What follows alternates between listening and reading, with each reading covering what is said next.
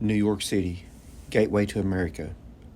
People of all nations and tongues settled North America, many coming through New York Harbor and Ellis Island, where the Statue of Liberty shines her flaming torch. Upon the discovery of gold at Sutter's Sawmill in 1848, settlers quickly moved west to what is now called California, the Golden State.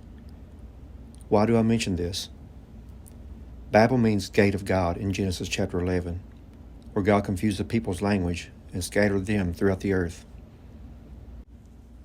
Have the people found a new home to build their tower in North America?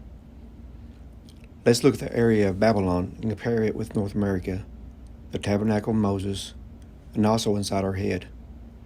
Remember, Babylon was the head of gold in the book of Daniel? Pause and study the pictures and take screenshots for reference. Imagine the tabernacle overlaid under the Fertile Crescent. The gate would be at Babylon in the east, and the most holy place at Sinai, the mountain of God. The table of showbread is the manna in the wilderness, and the burning bush is the lampstand. Also, Arabia is known for its oil. To the north is the Fertile Crescent bowl, over the area like in Revelation 4, where we see a rainbow around God's throne. This is also the area of Eden. The bowl extends from Babylon to Egypt and the pyramids. Also remember in Eden, there were cherubim at the gate with a flaming sword.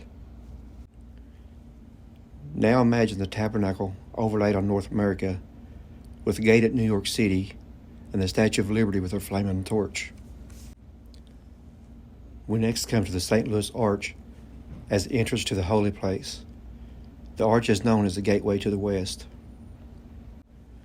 Notice the lampstands and the oil fields to the south. Think of electricity. And the table of showbread in the breadbasket states of America. Next we come to the veil to the most holy place.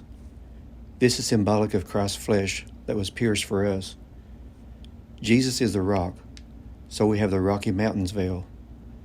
We also have a split known as the Rio Grande Rift.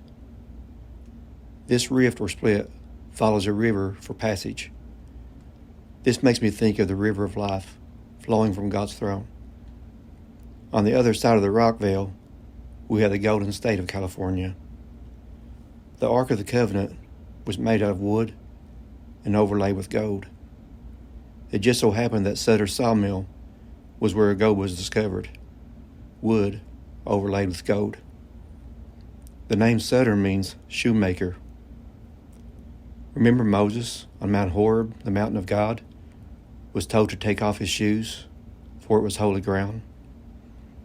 We find this in Exodus 3, verses 1 through 5. To the north, we have the Aurora Borealis, or Northern Lights. It has multiple colors like a rainbow, with green and yellow being the dominant colors. Read Revelation 4, verse 3, where we find a green rainbow around God's throne. Lastly, let's look at our head at the top of God's throne, for Christ is the head of the body. First, we have the Falx Cerebri rainbow. It is a gate called the Tentorium Cerebelli. Remember, the tabernacle was a tent? It attaches in the front at the Christa Galli, a pyramid or triangle-shaped bone between the eyes. In Daniel chapter 3, King Nebuchadnezzar sets up an image on the plain of Dura. Most likely, it was an obelisk of gold. Dura Mater is a membrane around our brain, and Babylon is the head of gold. The Christa Galli is like the obelisk or pyramid between the eyes. When Cyrus conquered Babylon, the waters of the river Euphrates was dried up, and they came through the two leaf gates. This makes me think of our spinal fluid. Between our eyebrow ridge is a valley like Megiddo, where Armageddon takes place. If this is California, we have Death Valley and also Silicon Valley, where tech giants like Apple, Google, Intel, and many others call home.